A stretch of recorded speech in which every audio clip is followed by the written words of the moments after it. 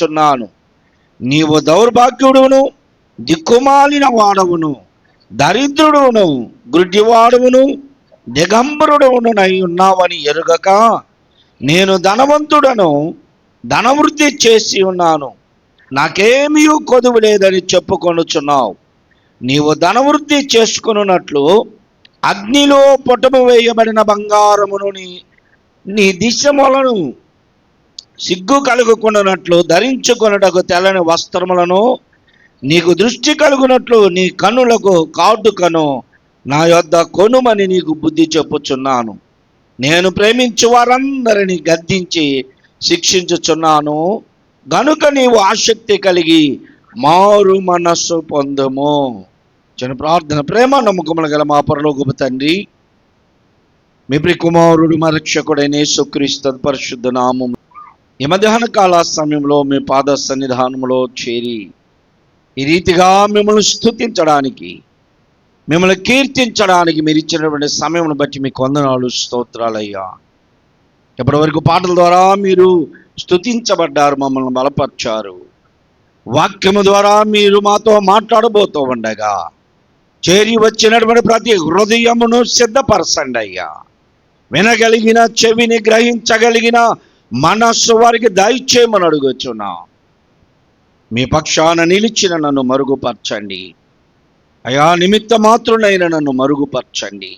మీ మాట శ్రేష్టమైన నీటి ఓట వంటిది, మీ మాట అగ్ని వంటిది నాయన. మీ మాట బలహీనతలను, ఎగుడు దిగుడు జీవితాల్ని సరి చేయగలిగిన శుద్ధి వంటిది, పాపపు మరకలను కడిగి వేయగలిగినటువంటి సబ్బు వంటిది కనుక నీ మాట శ్రేష్టమైనటువంటిది. ఆ మాట నా నోట ఉంచి ఈ దినాన మీరు మాట్లాడబోతూ ఉండగా ప్రతి హృదయములోనికి వాక్యము చేరునట్లుగా నన్ను దర్శించి మీరు మాట్లాడమని మా ప్రభువును మా రక్షకుడైన యేసుక్రీస్తు పరిశుద్ధ నామములో అడిగి పెడుకొంచున్నాను తండ్రి, ఆమేన్. ప్రభువునందు ప్రియమైన సహోదరి సహోదరులారా, చదవబడినటువంటి వాక్యము వినని వారు ఎవరూ లేరు. ఇక్కడ చేరి ఉన్నటువంటి మీలో కానీ, లైవ్లో వింటున్నటువంటి వారు కానీ ఈ వాక్యము మాకు తెలియదు అనేటువంటి వారు ఎవరూ లేరు. అందరికీ తెలిసిందే.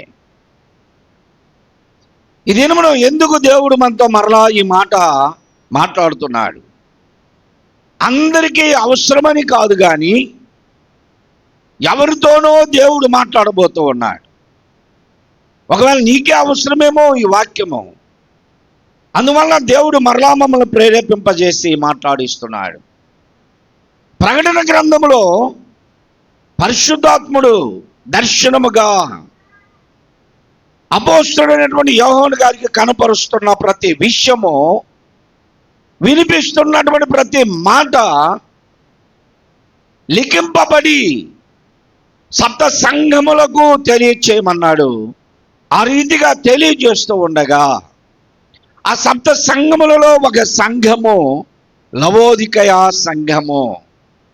ఈ సంఘమును గురించి దేవుడు అపోస్తలుడైనటువంటి యోహాను గారితో మాట్లాడుతూ 3 విషయాల్ని వరుసగా చెప్పుకుంటూ వచ్చాడు.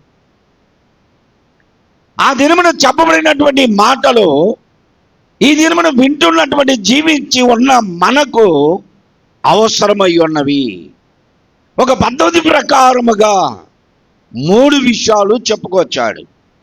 మొదటిది లవోదికయ సంఘము, వారు ఉన్నటువంటి పరిస్థితిని చెప్పాడు.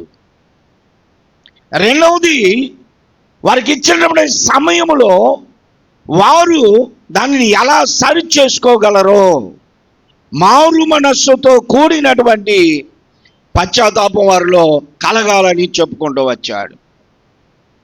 అది ప్రాముఖ్యమైనటువంటి విషయము. ఇవి చెబుతున్నటువంటి వ్యక్తిని గూర్చి వర్ణించబడింది. ఈ విషయాలు చెబుతున్నటువంటి వ్యక్తిని ఆ కనుల ముందు కనపరిచినట్లుగా వర్ణించబడింది.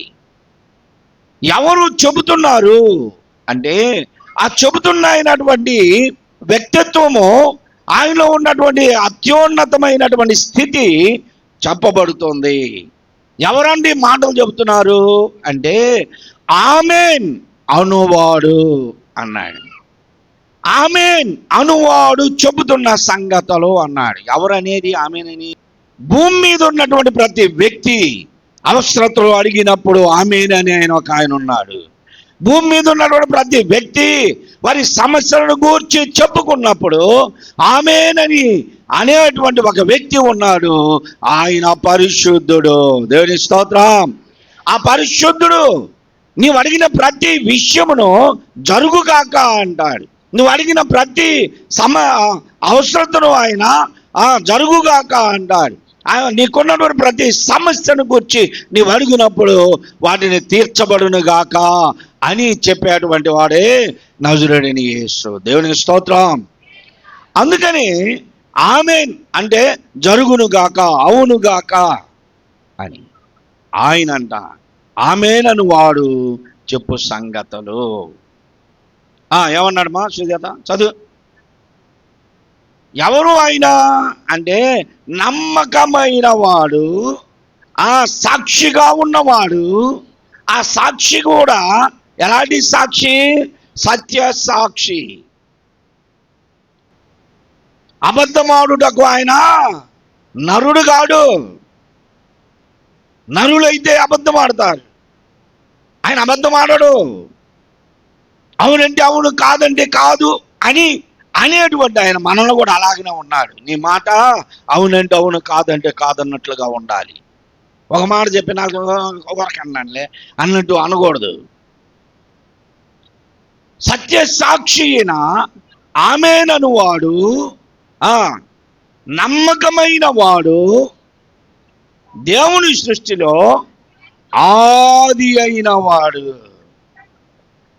ఈయనే ఆది అంతము.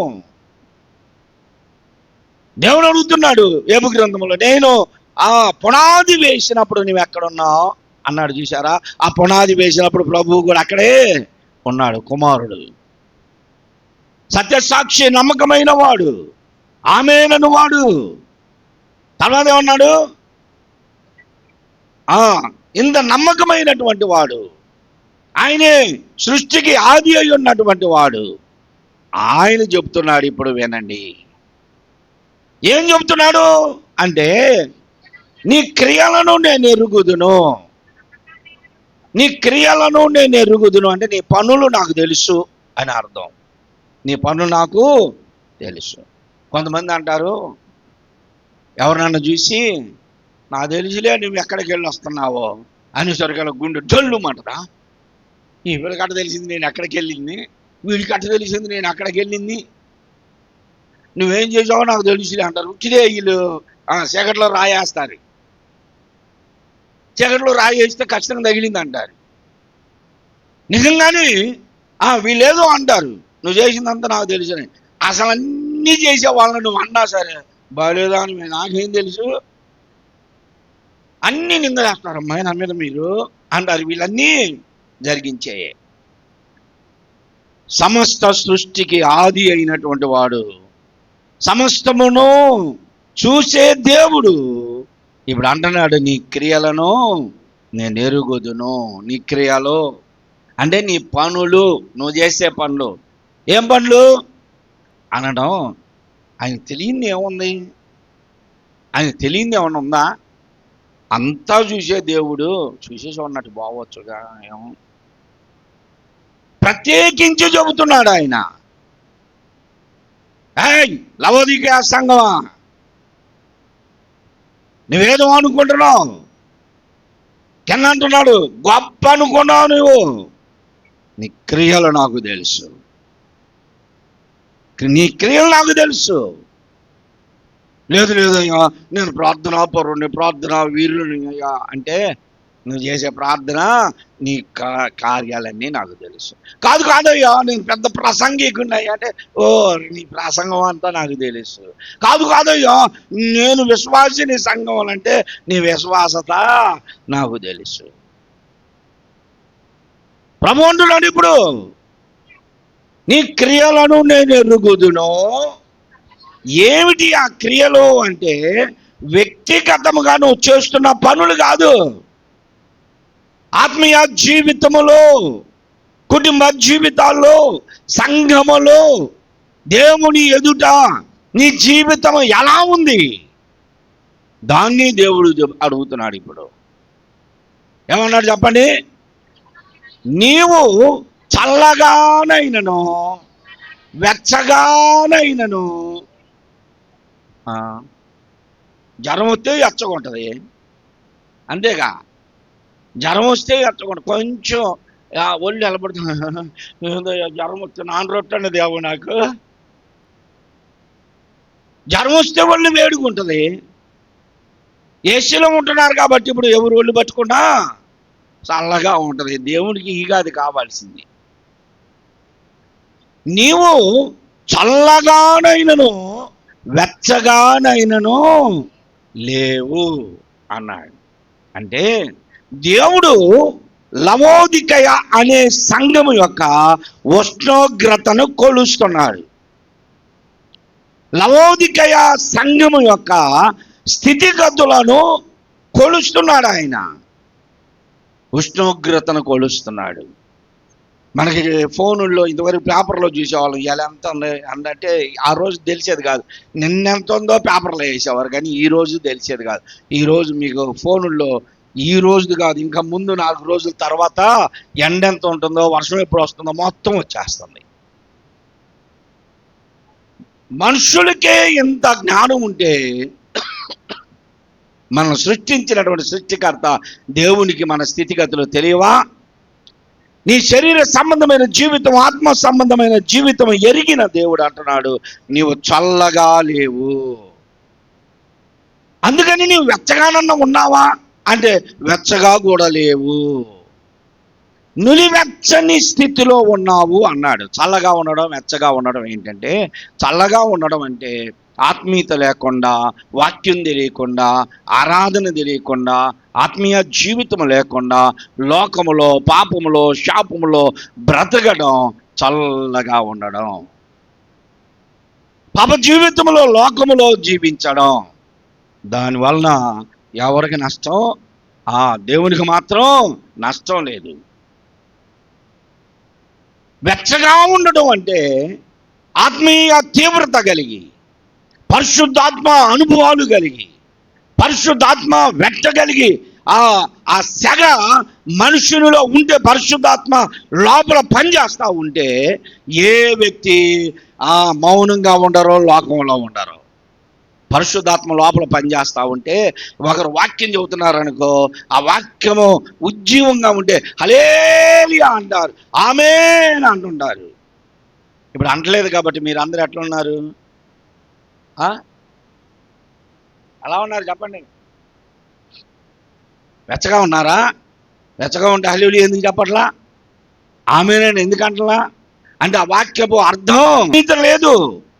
ఇటు చూస్తే లోకంలో ఉండి లోకానుసారంగా జీవిస్తూ అలాగన్నా బ్రతికితే బాగుండు, అది కూడా లేదు.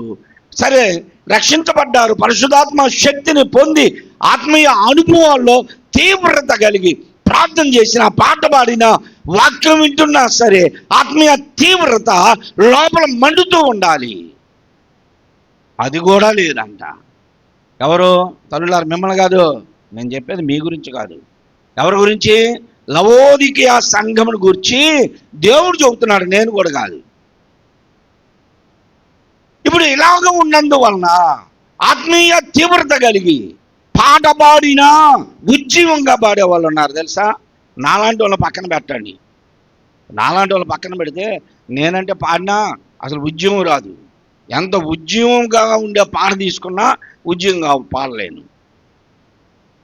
మీలో చాలామంది అది బాగా నీరసంగా పాడే పాట అయినా సరే ఉద్యమంగా తీసుకొచ్చే వాళ్ళు ఉన్నారు. అలాగా ప్రార్థన చేసినా సరే, ప్రార్థన ఎత్తుకోగానే ప్రేమ కలిగిన మా పరలోకపు తండ్రి అయా మీకు వందనాలని ఉద్యమంగా చేస్తాడు. పక్కన అందరూ సంఘం అంతా స్తోత్రం స్తోత్రం స్తోత్రం అంటూ ఉంటారు. ప్రార్థనలో ఉద్యమం లేదు, పాట పాడటంలో ఉద్యమం లేదు, వాక్యం వినేటప్పుడు కూడా ఉద్యమం ఉండదు, మెలకు ఉండదు. ఇటు చచ్చిపోయి లోకంలో ఉంటే దేవునికి నష్టం లేదు, ఇటు ఆత్మీయ తీవ్రత కలిగి ఉంటే దేవునికి లాభం.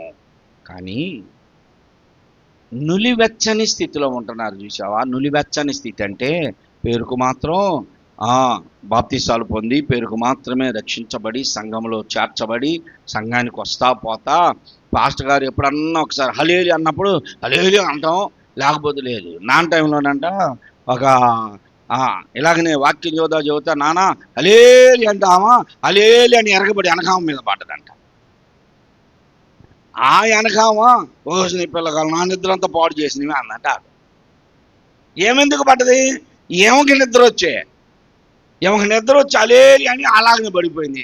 ఆ ఊపు ఆపుకోలేక వెనకామ నిద్ర బాగొట్టింది. ఉద్యమం లేని స్థితిలో ఏదో అలివి చెప్పండి అన్నప్పుడు చెప్పటం ఇలాగ ఉంటారు. చూసారా? వీళ్ళ వలన నష్టం ఎవరికో తెలుసా? నష్టం ఎవరికి? దేవునికైతే ఉండదు, దేవునికి ఉండదు. నులివెచ్చని నామకార్థపు జీవితంలో ఉన్నవారు, వాక్యం తెలిసి తెలియకుండా, పాట పాడి పాడకుండా, ప్రార్థన వచ్చి రాకుండా ఇలా నులివెచ్చని జీవితాల్లో ఉంటారే. ఎలాంటి వారి ద్వారా ఎవరికి నష్టము అంటే మొదట నీ జీవితానికే నష్టం, నీకే నష్టం. నీవటు పరలోకానికి వెళ్ళలేవు, ఇటు ఆత్మీయంగా జీవించలేవు, తీరా రక్షించబడి కూడా నరకానికే చేరువ అవుతున్నావు. నీ జీవితానికి నీ కుటుంబానికే నష్టం. ఆత్మీయత లేని జీవితాలు ఇవి, నిలువెచ్చని జీవితాలు. ఆచారపు భక్తి అంతా ఉంటుంది, మరలా ఆచారమే మొత్తం. ఆచారం. ఏ ఆచారం? ఆచారపు భక్తి. నిలువెచ్చని జీవితం, అన్ని ఆచారములు నీ జీవితంలోనికి వస్తే నిలువెచ్చని జీవితమే నీవు. నీ ద్వారా నీవు నష్టపోతున్నావు, నీ ద్వారా నీ కుటుంబానికి నష్టం. ఎందుకంటే ఆచారాన్ని ఖండించలేకపోతున్నావు, నీ కుటుంబాన్ని ఆత్మీయంగా బ్రతికించలేకపోతున్నావు, నీ పిల్లలకి నువ్వు మంచి చెప్పలేకపోతున్నావు. కారణం ఏంటంటే నీవే ఆత్మీయ స్థితిలో లేవు గనక, నులివెచ్చని బ్రతుకుతున్నావు గనక నీ పిల్లల్ని నువ్వు ఖండిస్తావు. ఏంట్రా పని, ఎందుకు నువ్వు అలా చేస్తున్నావు, ఎందుకు అలా మాట్లాడుతున్నావు అని పిల్లల్ని ఖండించలేకపోతున్నారు చాలామంది. దేవుని స్తోత్రం చెప్పండి. నా వైపే చూడండి, ఒక్క వైపే చూడాలా. నేను మాట్లాడేటప్పుడు మీ చెవులే పని చేయాలి, వినండి. అన్నీ వంట పట్టుకుంటాలే నేను. మీరు అనుకుంటున్నాం అమ్మో పాస్టర్ గారు, ఇవన్నీ నేను ఈ మెట్ల మీద కూర్చున్న పిల్లల దగ్గర వింటూ ఉంటా తెలుసా. ఈ మెట్ల మీద కూర్చుంటారు చూసారా, మన పిల్లలే. మొన్న ఒక్కడే పోతా ఉన్నాడు స్కూల్కి. ఏంట్రా ఒక్కడే పోతున్నామంటే, సింహం ఎప్పుడు సింగల్గానే పోతులే పాస్టర్ గారు అంటున్నాడు వాడు. ఏంట్రా అంటే వీళ్ళకి పగ వచ్చినాడు, కొట్టుకున్నారు. ఆ పార్కులో ఆట దగ్గర ఏదో వచ్చింది తేడా. వీడు నాకు చెబుతున్నాడు సింహం సింగల్గానే పోతులే పాస్టర్ గారు అనుకుంటూ పోతున్నాడు. ఎంత డైలాగులండి వాళ్ళకి గుర్తు. వాళ్ళు మాట్లాడే నాకు చెబుతుంటే నాకు ఎక్కుతా ఉంటాయి అన్నమాట. ఇవన్నీ విశ్వాసులు కూడా అంతే. బాగున్నప్పుడేమో అందరు కలిసి మేము రావట్లేదా, మేము వెళ్తున్నాం అంటారు. కొంచెం పగవతో నాకు ఎందుకని పోతుంటారు. ఆధ్యాత్మికమైన జీవితంలో నువ్వు నిలువెచ్చగా ఉన్నావు. నిలువెచ్చని జీవితం ప్రమాదకరమైంది. నీవు ఎదగలేవు ఆత్మీయంగా, నీ కుటుంబాన్ని పెంచలేవు. నీవు మార్పు లేని నీ భర్తకు మారు మనసు పొందడానికి అవకాశం లేదు నీ దగ్గర. నీ జీవితాన్ని చూసి మాదిరికరముగా లేవు నీవు భర్తకి. సహోదరుడా, నీ భార్యకి మాదిరికరముగా లేవు. నీ కుమారులకి నువ్వు మాదిరికరముగా లేవు. తండ్రి నడిచిన జాడలో కుమారుడు నడుస్తాడు, తల్లి నడిచిన జాడలో కూతురులు నడుస్తారు. ఎలాగూ ఎన్నో కుటుంబాలను విచ్ఛిన్నం అవడం చూశాను నేను. జాగ్రత్త. మనం మన పిల్లలకి ఆదర్శవంతులు. నీ క్రియలను నేను ఎరుగుదును. నువ్వు అటు లోకంలో ఉండి, పాపంలో ఉండి, శాపంలో చచ్చిపోయిన స్థితిలో ఉన్నా నాకు నష్టం లేదు, నిత్య నరకాగ్నికి వెళతావు. ఆధ్యాత్మికంగా పరిశుద్ధాత్మ శక్తిని కలిగి పరిశుద్ధాత్మ అగ్ని చేత రగిలించబడుతూ ఉజ్జీవంగా ఉంటే నాకు మహిమ, నీ కుటుంబం దీవించబడిద్ది అన్నాడు దేవుడు. కానీ నువ్వు అటు లేవు ఇటు లేవు, ఎలా ఉన్నావు? నులివెచ్చనిగా ఉన్నావు. అటు చూస్తేనేమో లోక సంబంధమైన ఆచారములు అన్నీ నీలోనే ఉన్నాయి. ఇటు చూస్తే ఎలా ఉన్నావు? ప్రార్థనకు వచ్చినప్పుడు, నలుగురితో ఉన్నప్పుడు, కావాలన్నప్పుడు అల్లుడి చెప్పడం, ప్రార్థన చేయడం, పేరు చెప్పినప్పుడు ప్రార్థన చేయడం, ఇది కొంచెం వెచ్చదనం. ఈ చల్లదనం వెచ్చదనం రెండు కలిస్తే ఏంటంటే అది నులివెచ్చని జీవితం ద్వారా నీవే నష్టపోతావు, నీ కుటుంబం నష్టపోద్ది, నీ ద్వారా నీ సంఘానికి అవమానం, నీ ద్వారా నీ దేవునికి అవమానం. ఇలా లేవు అన్నాడు. అలా ఉండకుండా నులివెచ్చనగా ఉన్నావు. ఇలా ఉండి ఏమనుకుంటుంది అంటే ఈ సంఘం ఏమనుకుంటుంది? చదవండి. మేలు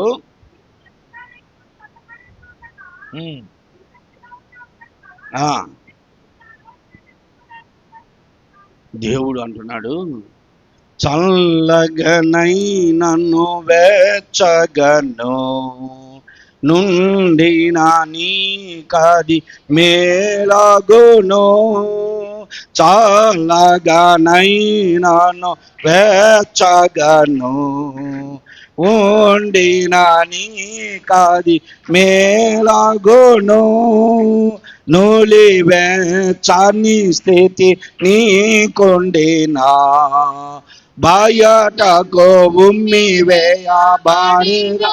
అమ్మాయికు వడియండి. మనసు మార్చుకో, తొలి ప్రేమ కూర్చుకో, నీ మనసు మార్చుకో, తొలి ప్రేమ కూర్చుకో, ఆసక్తితో రక్షణ పొందుమా ఓ సంగమా, పరలోక రాజ్యపు ప్రతిబింబమా, యేసయ్యను ఎదుర్కొనగా నీతిని అలంకరించి సిద్ధపడుమా ఓ సంగమా వినుమా, క్రీస్తే నిన్ను ప్రేమించెనని తన ప్రాణాలు పెంచెనని, స్వస్థపరచె నిర్దోషముగా మూఢత కళంకము లేనిదిగా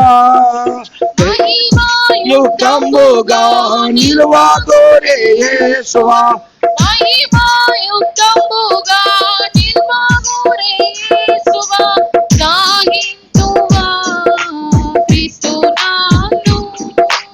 ఓ సంగమా సర్వంగమా, పరలోక రాజ్యపు ప్రతిబింబమా, యేసయ్యను ఎదుర్కొనగా నీతిని అలంకరించి సిద్ధపడుమా ఓ సంగమా వినుమా. దేవుని స్తోత్రం. నువ్వు చల్లగా లేవు, వెచ్చగా లేవు, నులివెచ్చగా ఉండి మరలా ఏమనుకుంటున్నావు అంటే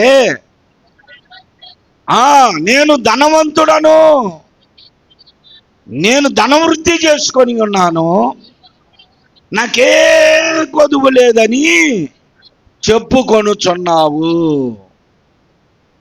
ఏమై ఉన్నావు అసలు? నువ్వు ఎలా ఉన్నావు? ఏమని చెప్పుకుంటున్నావు? ఎలా ఉన్నావా? నీవు దౌర్భాగ్యుడవు. చూడండి, లెక్కేసుకోండి. మొట్టమొదటి మాట ఏమన్నాడు దేవుడు? దౌర్భాగ్యుడవు. ఇప్పుడు మీరు అందరూ అనుకున్నారు అన్ని మగవాళ్ళ కలిసి బాగా చెబుతున్నారులే అనుకుంటున్నారు. నీవు దౌర్భాగ్యురాలివి, దౌర్భాగ్యుడివి. దౌర్భాగ్యుడు అంటే ఏం చెప్పండి? మేము పిల్లలప్పుడు మా దగ్గర బుర్రి హుసేన్ గారు అని ఒక ఆయన ఉండేవాడు. ఆయన ఎవరిని పిలిచినా రేయ్ దౌర్భాగ్యుడా ఇట్లా అనేవాడు, దౌర్భాగ్యురాలా ఇట్లా అంటా ఉండేవాడు. దౌర్భాగ్యులు అంటే దుర్బలమైన జీవితం జీవించేవారు. అలాంటి పరిస్థితిలో ఉన్నావు నీవు అంటున్నాడు దేవుడు. దౌర్భాగ్యురాలివి. రెండోది, దిక్కుమాలిన వాడవు. ఏ మాలినోళ్ళు? సిగ్గుమాలినోళ్ళు ఉంటారు, దిక్కుమాలినోళ్ళు. నీ దిక్కున్న దగ్గరికి చెప్పుకో అన్నారు. నన్ను 2-3 అన్నారు, నీ దిక్కున్న దగ్గరికి చెప్పు అంటే నేను వచ్చి ప్రార్థన చేసేవాడిని. ఎవరు నా దిక్కు? ఎవరు? ఒక పాట కూడా ఉందిగా, దిక్కిక నీవే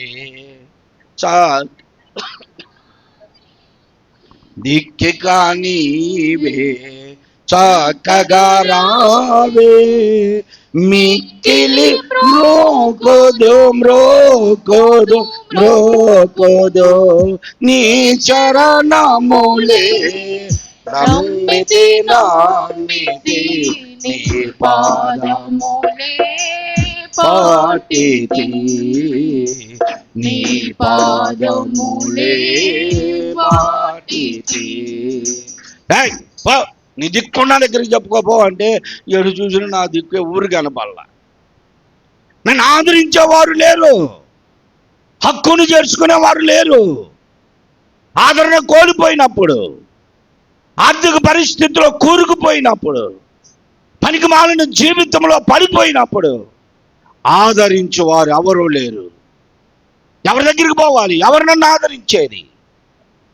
అప్పుడు నేను చూశాను, నన్ను ఏ పరిస్థితిలో ఉన్నా, పాపభూయిష్టమైన జీవితంలో ఉన్నా నన్ను పైకి లేవనెత్తి హత్తుకుని ఒక ఆయన ఉన్నాడు అని ఆయన పాదాల దగ్గరికి వచ్చాను. దేవుని స్తోత్రం. నీ చరణములే నమ్మితి నీ పాదములే పాటితి, నీ పాదములే పాటితి. నీ చరణం తప్ప నాకు ఇక చరణం లేదు, నాకు ఎవరు దిక్కు లేదు, నీవే నాకు దిక్కు అని ఆయన దగ్గరికి వెళ్ళాను. దిక్కుమాలిన వాడవును, దిక్కుమాలిన దానవు, దిక్కుమాలిన వాడవు. ఎవరన్నా ఎప్పుడైనా తల్లులారా, ఆయన అన్నా సరే, ఇంకొకళ్ళు అన్నా సరే, నీ దిక్కున్న దగ్గరికి పో చెప్పంటే, నా దిక్కున్న ఆయనకి చెబితే నేను తాట తీస్తాడానండి. ఎవరు మన దిక్కు? యేసయ్య. ఆయనకి చెప్పాము అనుకో ఊరుకుంటాడా? ఆయన పిల్లలు పరిస్థితులు బాగాక దిక్కులేని స్థితిలో ఉంటే, మన కొరకు తన ప్రాణములు పెట్టే రక్తములు చిందించిన ఆయన మనలను హింసిస్తూ ఉంటే, మనలను నష్టపరుస్తూ ఉంటే చూసి సంతోషించేవాడు కాదు. కాబట్టి ఆయనకు మనం తెలియచేయాలి. ఇదిగో లవోదికయ సంఘము దౌర్భాగ్య స్థితిలో ఉంది. రెండవది దిక్కుమాలిన స్థితిలో ఉంది. మూడవది దరిద్రుడు.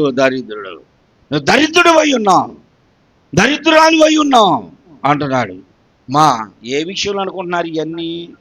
ఏ విషయంలో? దిక్కులేని వాళ్ళేం కాదు. ఇప్పుడు చాలామంది నేను కేక పెడితే మా వాళ్ళు మొత్తం వస్తారంటారు తెలుసా? ఇలాగే మంది బలం, మార్బలం, గుండె బలం, ధన బలం, కుల బలం ఎక్కువగా ఉన్న వాళ్ళు ఇప్పుడు అంతా. దిక్కులేని వాళ్ళు ఎవరు లేరు. మనం తలుచుకుంటే నేను చిట్టికేస్తే వస్తారా అంటారు చూసారా? దిక్కు బాగుంది. నేనేం దౌర్భాగ్యుడివి, దిక్కుమాలిన వాడివి కాదు. ఆధ్యాత్మిక స్థితిలో దేవుడు చెప్తున్నాడు, ఆధ్యాత్మిక స్థితిలో నువ్వు దౌర్భాగ్యమైన స్థితిలో ఉన్నావు. ఒక పాట రాదు, ప్రార్థన రాదు, వాక్య ప్రకారం మాట్లాడడం రాదు. ఎప్పుడన్నా ఏదో సామెత చెప్పినట్టు అని లోక సామెతలు చెబుతారు, కానీ సొలొమోను చెప్పినట్టు అని ఎప్పుడన్నా అన్నావా? ప్రతిదానికి సమయం కలదలే, సొలొమోను చెప్పాడుగా అన్నావా? దుఃఖపడు వారు ధన్యులు, వారు ఓదార్చబడతారని యేసు ప్రభు చెప్పాడుగా అని ఎప్పుడైనా మాట్లాడావా? వాక్యం రాదు మనకి. అవసరమైతే లోక సామెతలు చెప్పుకుంటాం. దౌర్భాగ్యమైన స్థితి, ఆత్మీయత లేని స్థితి. పాడాలనుకుంటే నీవు ఆ సీరియల్లో పాటన్నా పాడతావు, కానీ దేవుని సన్నిధానంలో పాటలు ఎప్పుడు పాడవు. అదేదో సీరియల్ అప్పుడు చక్రపాకం ఏదో చక్రపాకం వచ్చేది, ఆ పాట పాడుకుంటూ తిరిగేవాళ్ళండి జనం. ఇప్పుడు దేవుని పాటలు పాడరు, పాడమంటే అవి పాడతారు. దౌర్భాగ్యమైన స్థితి. దిక్కుమాలిన వాడవును, దరిద్రుడును, గుడ్డివాడవై ఉన్నావు అన్నాడు. గుడ్డివాడవై ఉన్నావు. ఈ అద్దాలు లేకపోయినా కొంచెం ఏదో ఆ దూరంలో దగ్గర చూస్తూ ఉంటాం, కానీ ఆత్మీయ స్థితిలో గుడ్డివారు ఉన్నారు. చూసారా చాలామంది ఆత్మీయ స్థితిలో గుడ్డివారు, దేవుని కార్యాలను గుర్తించలేని వారు చాలామంది ఉన్నారు. దేవుడు నీ కుటుంబంలో నీ పట్ల ఎన్ని మేలులు చేశాడో గుర్తిస్తున్నావు ఎప్పుడైనా? దేవుడు నీ కుటుంబంలో నీ భర్త పట్ల, నీ భార్య పట్ల, నీ పిల్లల పట్ల ఎన్ని మేలులు చేశాడో, ఎన్ని అపాయాలు తప్పించాడో, ఎన్ని ప్రమాదముల నుండి విడిపించాడో ఎప్పుడైనా గుర్తించావా? ఆత్మీయ స్థితిని గమనించని స్థితి. సంఘమును జ్ఞాపకం చేసుకోవట్లా, సంఘ పరిస్థితులను జ్ఞాపకం చేసుకోవట్లా, సంఘ కార్యక్రమాలను జ్ఞాపకం చేసుకోవట్లా. ఆత్మీయ స్థితిలో గుడ్డితనంలో ఉన్నారు. గుడ్డివారిగా ఉన్నావు అన్నారు. ఆధ్యాత్మికమైనటువంటి స్థితిలో సంఘమును గుర్తించలేని వారు చాలామంది ఉన్నారు. గుడ్డితనంలోనే ఉన్నాం. ఇంకా నీ సంపాదన ఎంత, నువ్వు ఇచ్చేది అంతా దేవునికి. నీ సంపాదన ఎంత, దేవుని సంఘానికి ఎంత ఖర్చు పెడుతున్నావు. మనము శారీరకంగా మన సంపాదనలో నుండి దేవునికి ఇస్తే ఆ డబ్బులన్నీ ఎక్కడ దాచుకుంటాం? మీ ధనమును పరలోకమందు కూర్చుకొనుడి అన్నాడు యేసు ప్రభు వారు, స్వయంగా చెప్పాడు.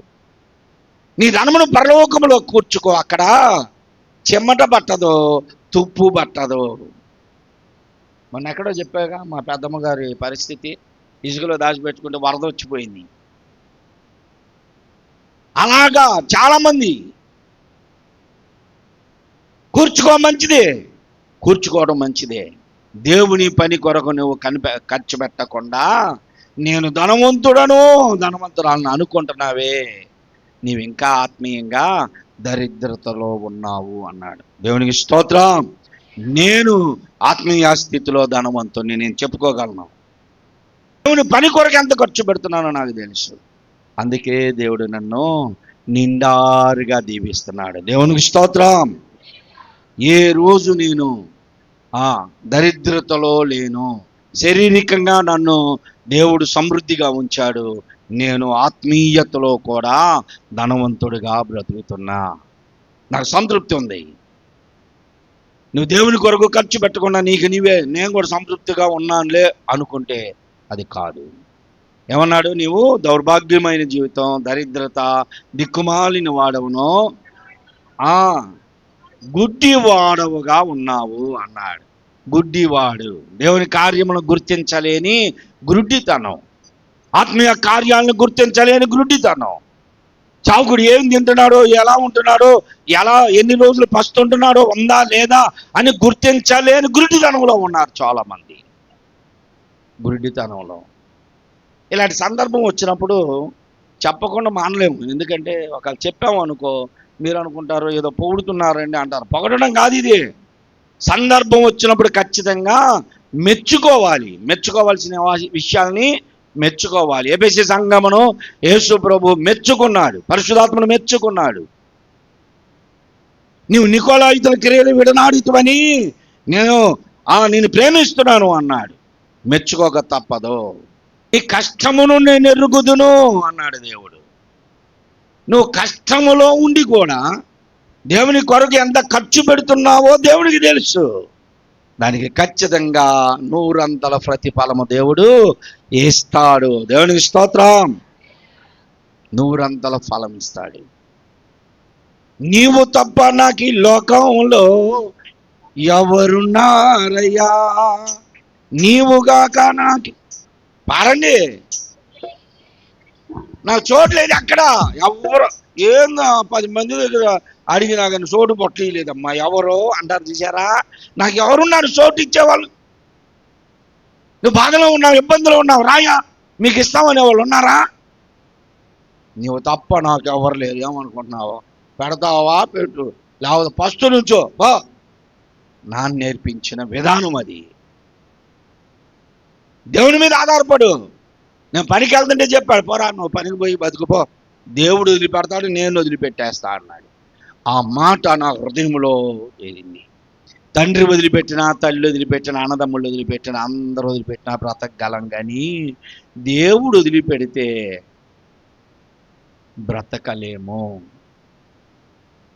అదే ఇప్పుడు మీరు పాడారు, ఉండాలేనయ్యా బ్రతకాలేనయ్యా, నీవే లేకుండా నేను ఉండాలేనయ్యా, నీ తోడే లేకుండా బ్రతకాలేనయ్యా.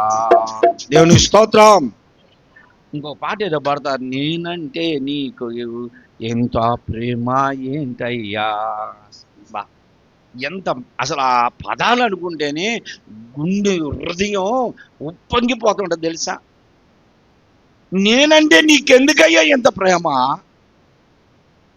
భర్త అంటే భార్యకి ప్రేమ ఉంటుంది. ఎందుకంటే నన్ను పోషిస్తున్నాడు, కష్టపడి తెస్తున్నాడు. భర్త అంటే భార్యకి ప్రేమ, భార్య అంటే భర్తకు ప్రేమ ఉంటుంది. ఎందుకు? కట్నాలు తెచ్చింది, ఆస్తి తెచ్చింది, ఏం చేసినా ఓర్చుకుంటుందని. మరి దేవునికి ఎందుకు ఇంత ప్రేమ? నా ద్వారా ఆయనకి ఏం మేలు ఉంది? నా ద్వారా ఆయనకి ఏం ఉపయోగం ఉంది? 100 మందిని రక్షించడానికి అప్పచెబుతున్నానా? యజవారాత్రులు నేను హతసాక్షిగా పోరాడుతున్నానా? ఏమి లేదు కదయ్యా. నేనంటే నీకెందుకయ్యా ఇంత ప్రేమ? ఎంత జాలి యేసువా, ఇంతయాన్ని ఊహించలేనో, ఎంత జాలి యేసువా, హానికారుడా హింస కూడాను, దేవదోష కూడాను నేను, హానికారుడా హింస కూడాను, దేవదోష కూడాను నేను, అవిశ్వాసి నాను, అవిశ్వాసి నైనా నాను ఆదరించి నావుగా, ఎంత జాలి యేసువా, ఇంతయాని ఊహించలేనో, ఎంత జాలి యేసువా.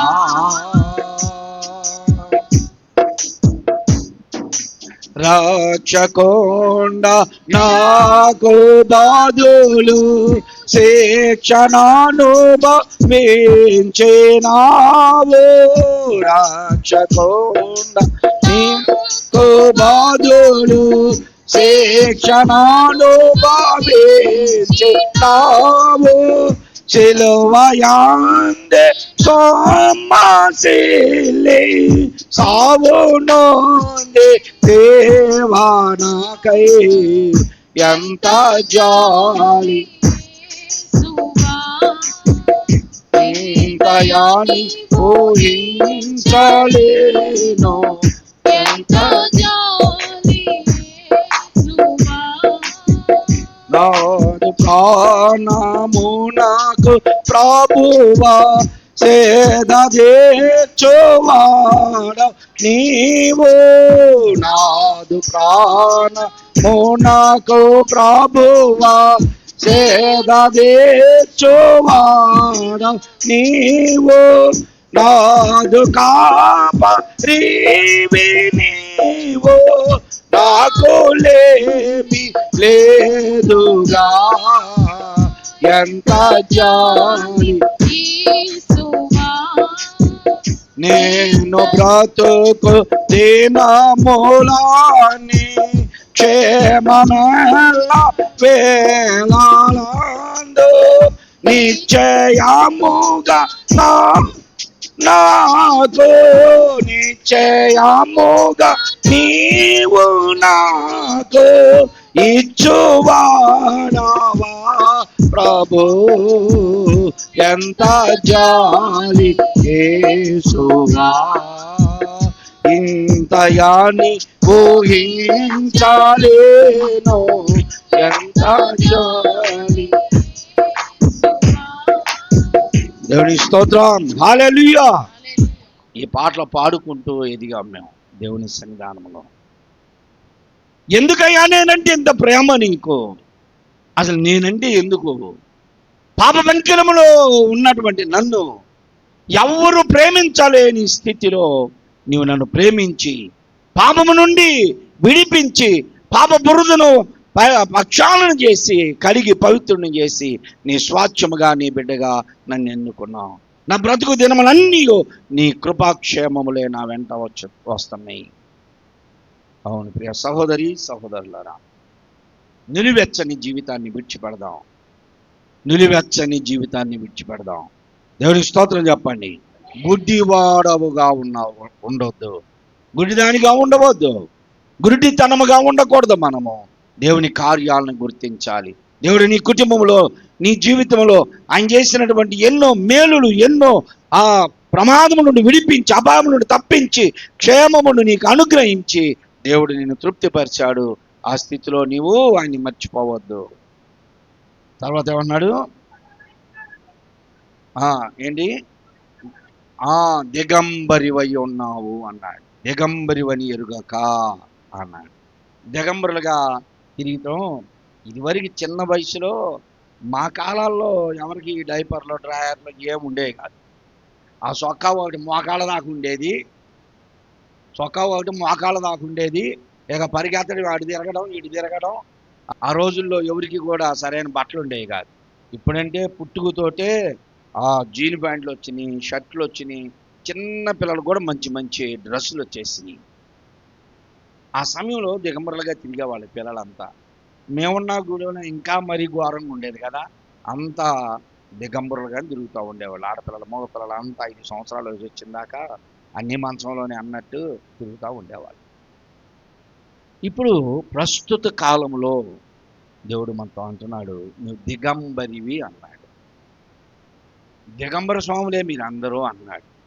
ఎలాగా దిగంబరులు? బట్టలు లేని స్థితి కాదు. దేవునికి ఏ యాప్ అవసరంలా, ఆయన ఏ ఫోను పెట్టాల్సింది లేదు. మనల్ని చూస్తే చాలు మనమందరమును ఆయనకి ఆధ్యాత్మికమైన దిగంబరులుగానే కనపడతాం. ఉన్నవాళ్ళు ఖచ్చితంగా ఆత్మీయ స్థితిలో దిగంబరులుగా ఉన్నవారు దేవునికి కనపడతానే ఉన్నారు. పెండ్లి వస్త్రము లేకుండా, స్నేహితుడా, సహోదరుడా, పెండ్లి వస్త్రము లేకుండా లోపలికి ఎందుకు వచ్చావు అంటే మౌని అయిపోయాడు. అయ్యా నేను పొరపాటులో తీసుకోకుండా వచ్చానని మాట చెప్పలా, అక్కడ ఇస్తున్నారా నాకు తెలియదయ్యా అనే మాట చెప్పలేదు. తీసుకోకపోతే ఏమైద్దిలే అండి అనే మాట కూడా చెప్పకుండా మౌనంగా ఉన్నాడు. దేవుడు నీకు ఎన్ని వస్త్రాలు ఇచ్చాడు? ఏం వస్త్రాలు ఇచ్చాడు? మహిమ వస్త్రం ఇచ్చాడు, ఉల్లాస వస్త్రం ఇచ్చాడు, రక్షణ వస్త్రం ఇచ్చాడు, ఇంకా రకరకాలైన వస్త్రాలన్నీ ఇచ్చాడు.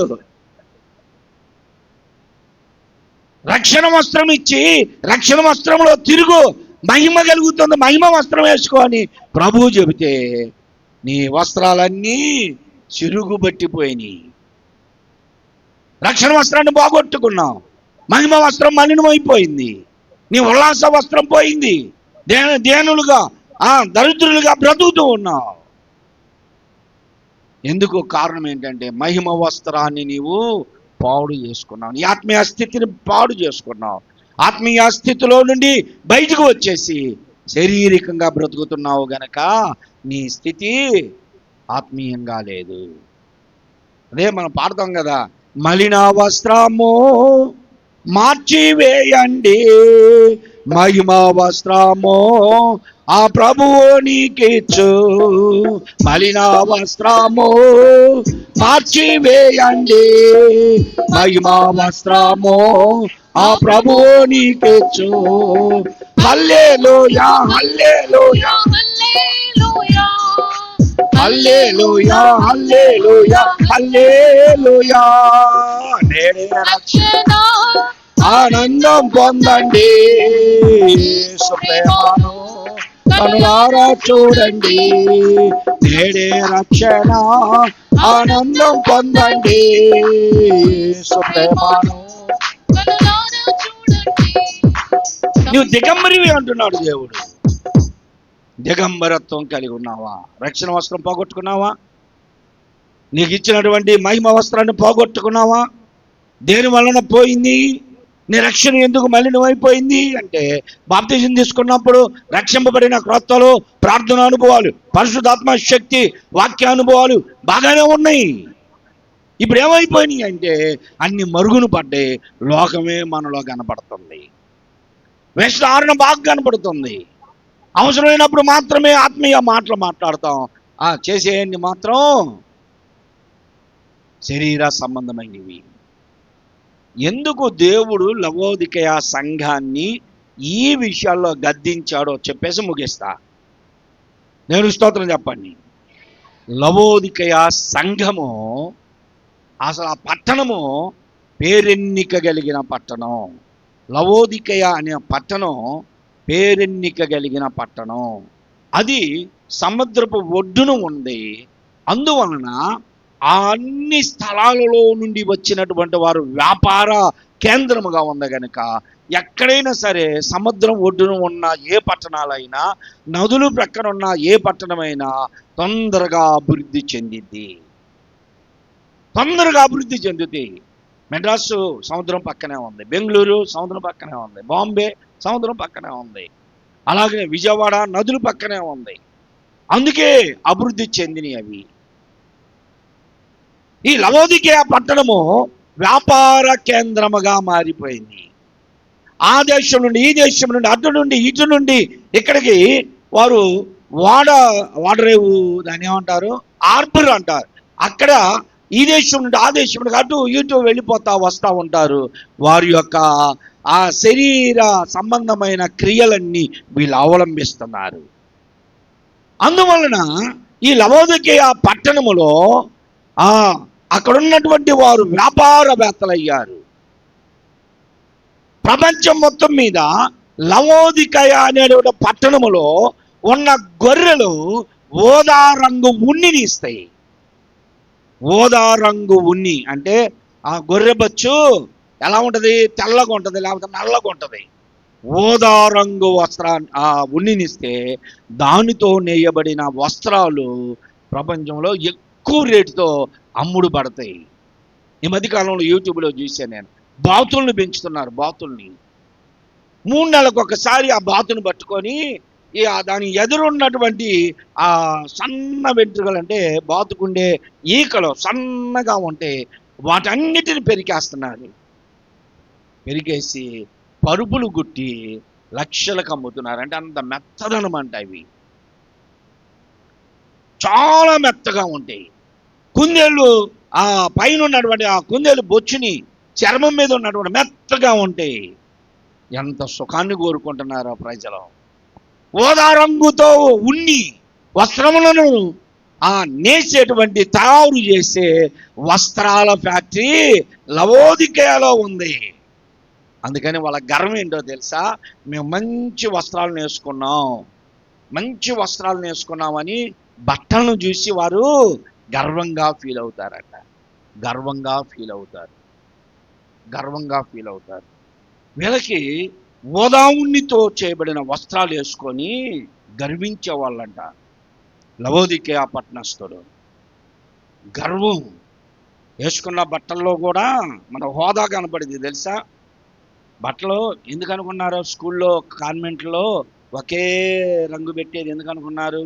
అది లేకపోతే ఉన్నోళ్ళంతా ఎట్లాస్కి వస్తారు? బనానా టీషీ అండి అని సునీల్ సుధీర్ ఆ రోజుల్లో సూట్లు వేసుకొని పోయేవాళ్ళు. అక్కడ ఏది వేసుకోలేదు, ఆక్సిలియంలో అందరికి బ్లూ అండ్ వైట్ పెట్టబట్టి సరిపోయింది. చాలామంది పిల్లలు చేయరు అలాగా. ఆ కాన్వెంట్లో కానీ ఆ డ్రెస్ లేకపోతే మనం అందరం ఔశ్వర్యంగా వేసి పంపిస్తాం. ఒకే రకమైన వస్త్రం ఉండాలని చెప్పారు. వస్త్రాలను బట్టి లవోదికయ సంఘస్థులు, ఆ పట్టణస్థులు గర్వించారు. అందుకని దేవుడు అన్నాడు, నీకు వస్త్రాల ఫ్యాక్టరీ ఉందని గర్వపడుతున్నావు నీవు దిగంబరివి రా బాబు. నువ్వెంత విలువైన సూట్లు బూట్లు వేసినా ఆత్మీయ స్థితిలో దిగంబరివే. ఆత్మీయ స్థితిలో దిగంబరివి నువ్వెంత పట్టు చీర 25,000 50,000 పెట్టి తెచ్చుకున్నా నీవు దిగంబరిగా కనపడుతున్నావు అంటున్నాడు దేవుడు. మరొక ఆధిక్యత ఉంది లవోదికయకి. ఏమిటో తెలుసా ఆధిక్యత? అక్కడ ఈఎన్టీ డాక్టర్స్ ఎక్కువ ఉంటారు. ఈఎన్టీ డాక్టర్స్ అంటే చెవి, ముక్కు, కన్ను ఇవి చూసే డాక్టర్లు ఎక్కువ అంట అక్కడ. వాళ్ళందరూ అక్కడ ఎక్కువ మంది కంటికి సూర్ణం అమ్ముతారంట కాటుగా. అందుకని అక్కడ కంటి డాక్టర్లు ఎక్కువైపోయారు. కంటికి తగిన అసలు ఆపరేషన్ వద్దు, ఏ మందులు వద్దయ్యా, కాటుకు రాసుకో చాలు, నీ పొరలు కోసుకుపోతాయి. ఆయన పొరలు కోసుకుపోవడానికి కాటుక అది ఎక్కువగా అక్కడ పేరెన్నిక కలిగి ఉంది లవోదికయలో. అందుకనే దేవుడు అంటున్నాడు, నీవు ఎంత కాటికి పెట్టుకొని ఎంత బాగున్నా నీవు గుడ్డివాడివే అంటున్నాడు. నువ్వు ఆత్మీయ స్థితిని గుర్తించలేని గుడ్డివాడివి. ఇక్కడ లవోదికయలో అవన్నీ ఉన్నాయి. అందుకని దేవుడు అన్నాడు, నీవు గుడ్డివాడివిరా. నువ్వేదో అనుకుంటున్నావు, కాటుకు పెట్టుకుంటే చాలు జబ్బులు రావు అనుకుంటున్నావు. ఆధ్యాత్మిక స్థితిని చూడలేని గుడ్డితనం అనేది, గుడ్డివాడవు అన్నాడు. ఇప్పుడు చెబుతున్నాడు దేవుడు, ఇప్పుడు చెబుతున్నాడు, నీ దిగంబరత్వం పోవడానికి నేను వస్త్రాన్ని ఇస్తాను రా అన్నాడు. దేవునికి స్తోత్రం. ప్రియ సహోదరి సహోదరుడా, ఇప్పటి వరకు నీవు ఒకవేళ రక్షణ వస్త్రం ఉందనుకుంటున్నామేమో, మహిమ వస్త్రం ఉంది, నేను బాగానే ఉన్నాను అనుకుంటున్నావు. నీ దేశంలో ప్రజలు కనబడుతుంది, ప్రజలు నీలో లోపాలను చూస్తున్నారు, ఆత్మీయ స్థితిని కోల్పోయావని ప్రజలు గుర్తిస్తున్నారు గనక దేవునికి అవమానం అది. ఇప్పుడు దేవుని దగ్గరికి వద్దాం. ప్రభువా, నా రక్షణ వస్త్రం పాడైపోయిందయ్యా, నా ఉల్లాస వస్త్రం పోగొట్టుకొని ఎప్పుడు ఏడుపు ముఖమేనయ్యా నాది, నాకు నీవు ఇచ్చిన మహిమ వస్త్రం పోగొట్టుకున్నానయ్యా. ఆదామని పిలిచాడు దేవుడు. ఆదామా, నీవు దిగంబరివని చెప్పినోడేవుడు అయ్యా నీకు, ఎందుకు ఆ ఆకులు కట్టుకున్నావు, వాడిపోయి ఆకులు. దేవుడు పిలిచాడు ఆదాముని. ఏం చేస్తావు ప్రభు, ఇదిగో ఈ దరిద్రపు దాన్ని నువ్వు ఇచ్చావు కదా అంటే, నేను కదా ఒకళ్ళ మీద ఒకరు చెప్పుకున్నారు. సరే, ఏదేమైనా నీ రక్షణ వస్త్రం ఎక్కడ పాడైందో చూసుకో. ఆచారాల భక్తితో మలిన పడిపోయిందా? లోక సంబంధమైనటువంటి ఆలోచనలు వ్యాపకములతో నీవు ఉన్నటువంటి మహిమ వస్త్రం, రక్షణ వస్త్రం చిరుగులు పడిపోయిందా? ఎవరికి చెప్పాల్సిన పని, మన స్థితి మనకు తెలుసు. 30 అంతల్లో ఉన్నావా, 60 అంతల్లో ఉన్నావా, 100 అంతల్లో ఉన్నావా, దేవునికి సమీపాన ఉన్నావా, దేవునికి దూరస్తులుగా బ్రతుకుతున్నావా? నేను నీవే జ్ఞాపకం చేసుకో. ప్రభు పాదాలను పట్టుకో, ప్రభు పాదాలను పట్టుకో. క్షమించుము ఓ ప్రభువా, పడిపోతిని నిన్ను వీడి, నా హృదయమును కాడిగి పవిత్రుని చేయు ప్రభు. క్షమించుము ఓ ప్రభువా,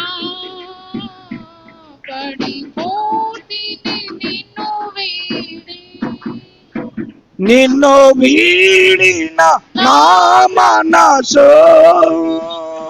వేసారెను వేదనలు,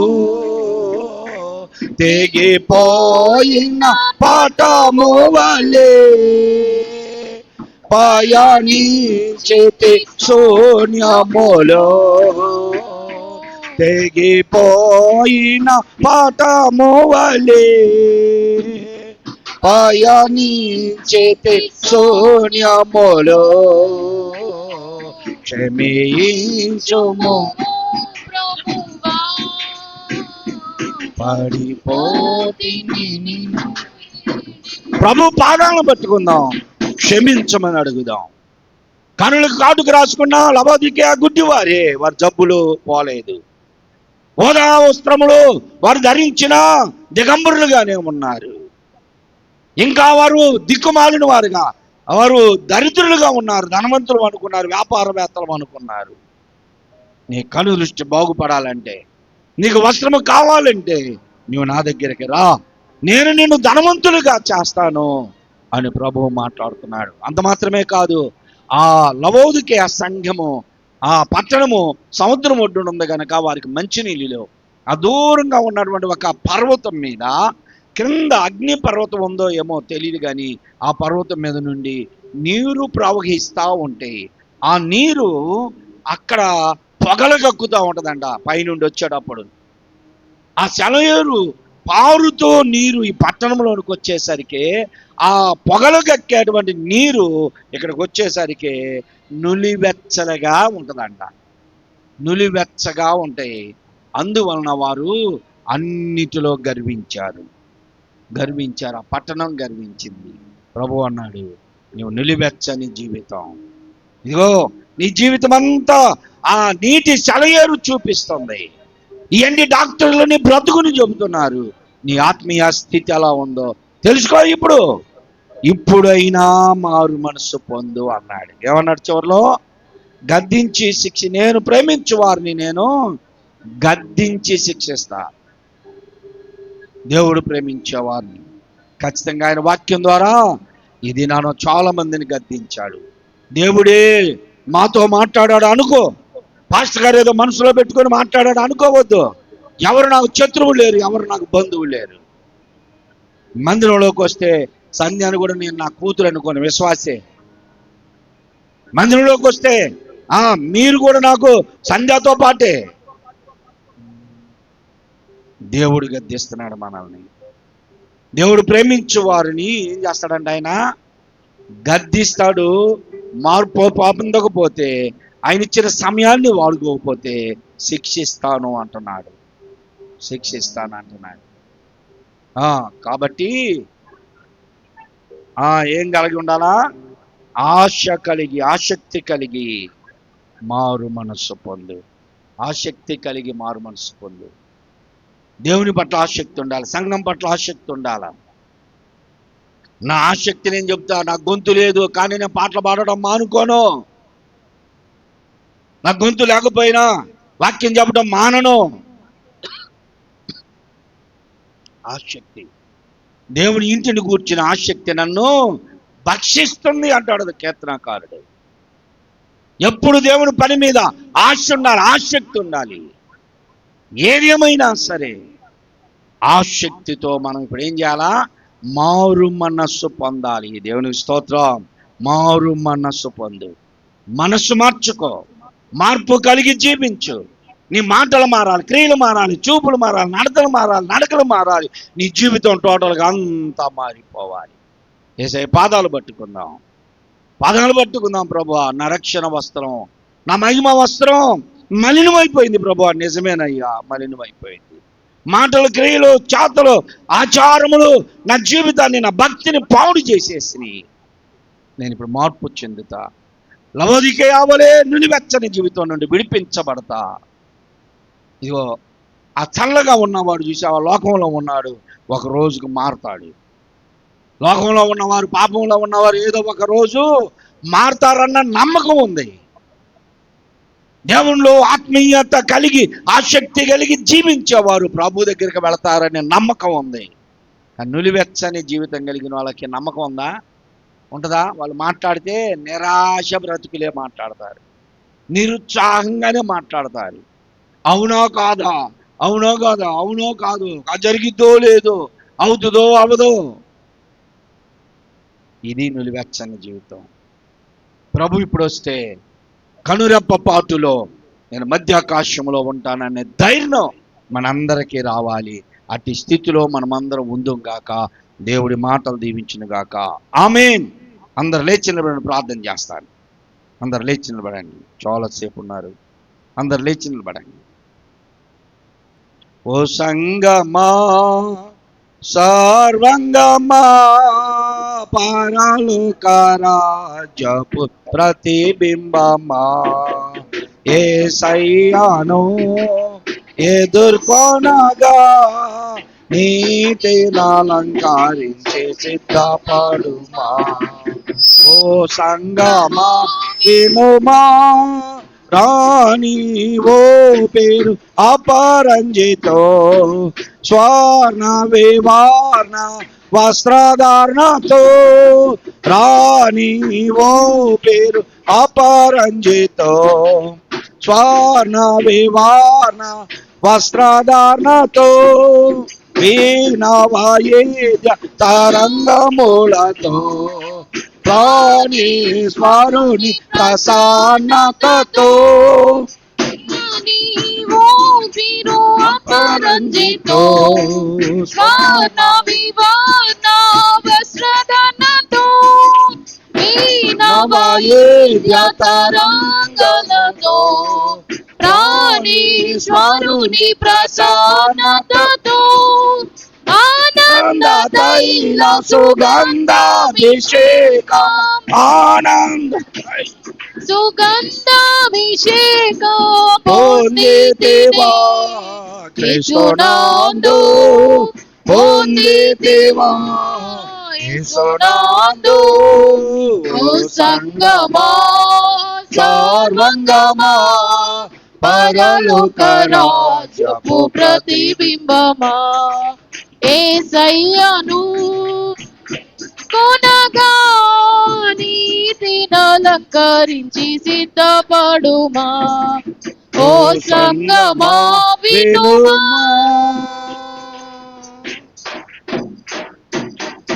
అందరూ తల వంచి కళ్ళు మూసుకోండి, చేతులు జోడించి విన్నటువంటి వాక్యమును ఒక్క నిమిషం మనసులో తెచ్చుకోండి. ఒక్కొక్కరిగా ప్రార్థన చేయడానికి సమయం లేదు గనుక అందరూ ఒక్కసారి ఏకకంఠంతో ప్రభువుని క్షమించమని అడుగుదాం. రేపటి ఉదయ కాలమున ప్రభు యొక్క రక్త మాంసాల్లో పాలు పొందబోతున్నాం. మన కొరకు సిలువలో ప్రాణమును పెట్టి రక్తమును చిందించి సమాధి చేయబడిన ప్రభు నీ ముందు వర్ణించబడ్డాడు. ఆయన పునరుద్ధానుడై తిరిగి లేచి తండ్రి వద్దకు వెళ్ళాడు. త్వరగా తిరిగి రాబోతున్నాడు. రానై ఉన్నటువంటి ప్రభు ఎదుట నీవు చల్లగానన్నా ఉండు, వెచ్చగానన్నా ఉండు. నులివెచ్చని జీవితం వద్దు ప్రియ సహోదరి సహోదరుడా. నులివెచ్చని జీవితం జీవిస్తే నువ్వు కండ్రప్పపాటులు ఎత్తబడలేవు. నిత్య నరకాగ్నికి ఆ ఆరని అగ్నిలోనికి త్రోసివేయబడతావు. అక్కడ ఏడుపును పండ్లు గురుగుటయో ఉంటది. ఆ స్థితి వద్దమ్మా సహోదరుడా, ఆ స్థితి వద్దు. సహోదరి, ఆ స్థితికి దూరముగా ఇప్పుడే ప్రభు పాదాలు పట్టుకో. ప్రభు నన్ను క్షమించయ్యా, నేను దరిద్రుడిగా దిక్కుమాలిన వారుగా దౌర్భాగ్యమనే స్థితిలో గురుటివాడిగా బ్రతికాను, దిగంబరిగా బ్రతికాను. నీ రక్తం చేత కడిగావు నన్ను. నా నులివెచ్చని జీవితమును మార్చుకుంటున్నాను. నా నులివెచ్చని జీవితం నుండి నన్ను విడిపించయ్యా. నాకు నూతన వస్త్రములు ఇవ్వు. మరలా నాలో స్థిరమైన మనస్సు నూతనముగా పుట్టించయ్యా. నన్ను బాగు చేయని ప్రభువుని అడుగు. పరిశుద్ధాత్మ శక్తిని కలిగి, పరిశుద్ధాత్మ అగ్ని చేత వెట్టను కలిగి మనము ఆయన కొరకు బ్రతుకుదాం. ప్రేమ నమ్మకములు గల మా పరలోకపు తండ్రి, మీ ప్రియ కుమారుడు మా రక్షకుడైన యేసుక్రీస్తు పరిశుద్ధ నామములో ఈ మధ్యాహ్న కాల సమయంలో తండ్రి మీ పాద సన్నిధానంలో చేరామయ్యా. పాటల ద్వారా మమ్మల్ని బలపరిచావు. పాడుతున్న ప్రతి పాట మా అంతరంగాలని పరిశోధించేది నాయన. మా జీవితాల్లో ఎన్నో పాటల ద్వారా పశ్చాత్తాపం కృంగిపోయాము నాయన. కన్నీరు కార్చి నీ పాదాలు పట్టుకున్నాము నాయన. ఈ లోకంలో మాకు దిక్కు ఎవ్వరూ లేరు. దిక్కు నీవే, నీవు తప్ప లోకంలో ఎవరున్నారయ్యా. మా తల్లిదండ్రియా, అన్నదమ్ములా, అక్క చెల్లెళ్ళ, బంధుమిత్రులా, కట్టుకున్న వారా, కడుపును పుట్టిన వారా, తోడ పుట్టిన వారా, ఎవరు మాకు రక్షణ కలిగించేవారు లేరయ్యా. మా స్థితిని చూసి మమ్మల్ని ప్రేమించి మమ్మల్ని ఆదరించి వారు ఎవరయ్యా? ఎవరు లేరు తండ్రి, ఎవరు లేరు. పడి ఉన్న చోటికే నడుచొచ్చిన దేవుడు కదా నాయన. మేమున్న స్థితిని మార్చగలిగిన శక్తి లోకములో ఎవరికీ లేదు నాయన. మా పాప జీవితమును మార్చిన పరమ తండ్రివి నీవు నాయన. నీవలే మమ్మల్ని మార్చావయ్యా. పరిశుద్ధుల లెక్కలో చేర్చిన తండ్రి, మీకు వందనాలు, స్తోత్రాలు. ఈ దినమున తండ్రి, నా సాక్ష్యముతో కూడిన వాక్యమును ప్రకటించానయ్యా. నేనే రీతిగా నీ సన్నిధానములో ఉల్లాసమును పొందాను, ఉత్సాహాన్ని పొందాను, ఏ రీతిగా నీ సన్నిధానములో ఆ శక్తిని పెంచుకున్నానో తెలియజేశానయ్యా. కృంగిపోయిన స్థితిలో ఉన్నా వెనుకంజ వేయలేదయ్యా. ఆర్థిక పరిస్థితుల్లో కృంగిపోయినా వెనుకంజ వేయలేదయ్యా. సిలువును మాత్రమే చూస్తూ నా పరుగు పందెములో పరిగెత్తుతున్నాను. ఓపికను దయచేయండి అయ్యా, ఓపికను దయచేయండి. నా పరుగు తొదముట్టు వరకు నా చేయి పట్టుకోండి నాయన. నా చేయి విడిచిపెడితే నడవలేనయ్యా. ఒకవేళ నేను వెనుదిరిగి చూస్తానేమో, వెనుకంజ వేస్తానేమో కనుక తండ్రి, నన్ను పట్టుకొని నడిపించండి. దిక్కిక నీవే నాయన. శరణమని మీ పాదములు పట్టుకుంటున్నాం. నన్ను నైనా మీ హస్తములు ఎత్తుపట్టి మీ పక్షాన నిలబెట్టి మీ కొరకు వాడుకోమని అడుగుతూ ఉన్నాం. ఇప్పటి వరకు వాక్యం ద్వారా నాతో మాట్లాడినందుకు వందనాలు, స్తోత్రాలయ్యా. నాతో మాట్లాడిన దేవా, మీకు వందనాలు, స్తోత్రాలు. మీ పాదస్సుని నార్మల్ నన్ను జ్ఞాపకం చేసుకోండి. ఇది నా మా ప్రభువా, మీ పాదస్సుని నార్మల్నైనా వాక్యం ద్వారా నాతో మాట్లాడినందుకు వందనాలు, స్తోత్రాలు. వాక్యం ద్వారా నన్ను సరిచేసినందుకు వందనాలు, స్తోత్రాలు. నా జీవితం అంతా మీకు అంకితమనైనా మీ పాద సన్నిధానములు జ్ఞాపకం చేసుకోమని అడుగుతూ ఉన్నాం. నా వలె ఎంతమంది ఇది నా వాక్యం ద్వారా హెచ్చరించబడ్డారో, ఎంతమంది వాక్యము ద్వారా ఉత్సాహపరచబడ్డారో, వాక్యము ద్వారా ఎంతమంది పశ్చాత్తాప్తులయ్యారో, వారందరినీ మీ పాదముల సన్నిధానములు జ్ఞాపకం చేసుకోనండి నాయన. మేమెవరం గుడ్డివారమును, దరిద్రులమును, దిగంబరులమును, దిక్కుమాలిన వారము కాకుండా ఉన్నట్లుగా మేమందరము నీ సన్నిధానములో, నీ పాద సన్నిధానములో నూతనమైన మనసు, స్థిరమైన మనసు నూతనముగా కలిగిన వారుగా మీ సన్నిధానములు మీ కొరకు ఎదురు చూసుటకు సహాయం దయచేయండి. రేపటి దినాన ఉపవాస నాయన ఆరాధనలో పాలు పొందబోతూ ఉండగా నీ రక్తమాంసాల్లో పాలు పొందుతున్న మమ్మల్ని మీ హస్తములు ఎత్తి పట్టండి. పవిత్రులుగా, పరిశుద్ధులుగా చేయండి. నా ప్రభుని మా రక్షకుడైన యేసు క్రీస్తు పరిశుద్ధ నామములో అడిగి వేడుకొంచున్నాను తండ్రి, ఆమేన్. ప్రభేసు రక్తమే జయం, ప్రభేసు రక్తమే జయం. అందరికి వందనాలు.